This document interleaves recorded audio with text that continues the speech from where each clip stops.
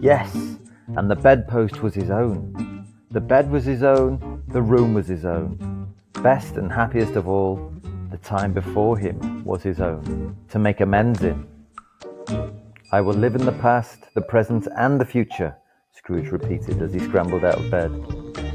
The spirits of all three shall strive within me. O Jacob Marley, heaven and the Christmas time be praised for this. I say it on my knees, old Jacob, on my knees.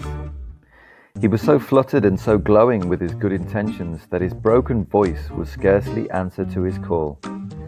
He had been sobbing violently in his conflict with the spirit, and his face was wet with tears. They are not torn down, cried Scrooge, folding one of his bed curtains in his arms. They are not torn down, rings and all. They are here, I am here. The shadows of the things that would have been may be dispelled.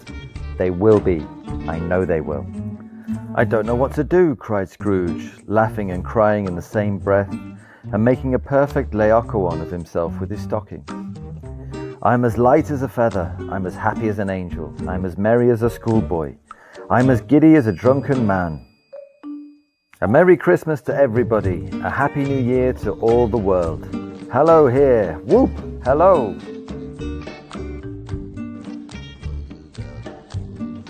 What simple things in life make you happy?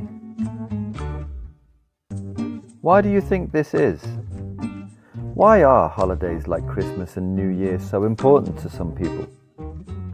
Why do some people feel it is important to have a positive attitude to life? Do you agree?